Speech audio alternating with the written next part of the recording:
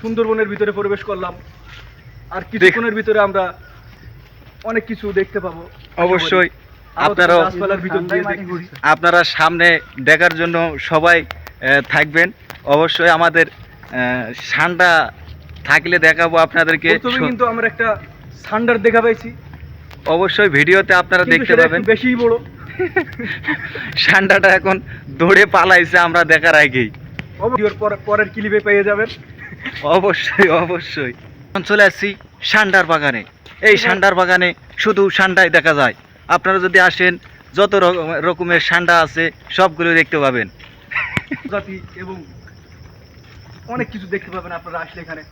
হ্যাঁ, তবে হয় অবশ্যই স্ত্রী অথবা গার্লফ্রেন্ডও দেখবেন, এবং এরা যে এত পরিমাণে মজা নেয় সেটা দেখলে আপনিও শিহরিত হয়ে যাবেন আমার মতো।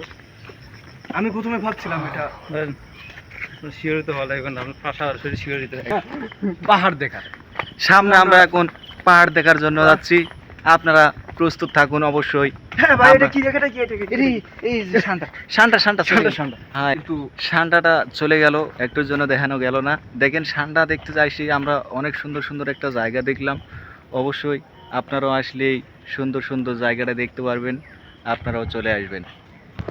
এটা কোথায় গেলে পাবে? অবশ্যই এত সুন্দর প্রকৃতির সৌন্দর্য আসলে এই সুন্দর সুন্দর জায়গাগুলোতে আসলে দেখতে পারবেন। আর অবশ্যই এত সুন্দর প্রকৃতি মানে বলার মতন কোনো ভাষা নেই। তবে আমার জীবনের লাস্ট অভিজ্ঞতা এবং শেষ অভিজ্ঞতা, এর থেকে সুন্দর জায়গা আমি আর কোথাও পাবো না। তবে এবার আমি প্রবেশ করবো।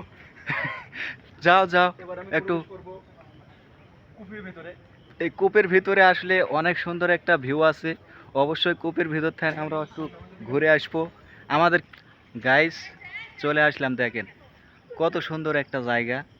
এই জায়গাটা তো হচ্ছে দেখেন এই পুষ্করণী, এটাতে অনেক পরিমাণে মাছ আছে।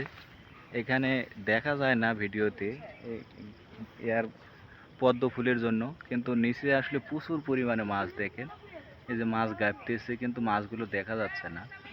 এত পরিমাণে মাছ আছে এই পুষ্করণীতে, কিন্তু এটাতে নামার কোনো কায়দা নেই। দেখতে পাচ্ছি যেমন কি কি মাছ আছে দেখা যাচ্ছে। তেলাপিয়া মাছ আছে, রুই মাছ আছে। তেলাপিয়া মাছ বেশি দেখা যাচ্ছে, কিন্তু তেলাপিয়া মাছ ছোটোর কারণে হচ্ছে দেখা যায় না। তারপরে আপনাদেরকে আমি দেখানোর চেষ্টা করতেছি,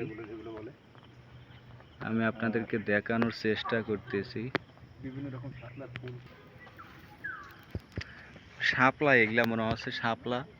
তবে এটা হচ্ছে এখন ফুলগুলা সব মরে গেছে, প্রচুর গরমকালের জন্য এই শাপলা ফুলগুলা মরে গেছে।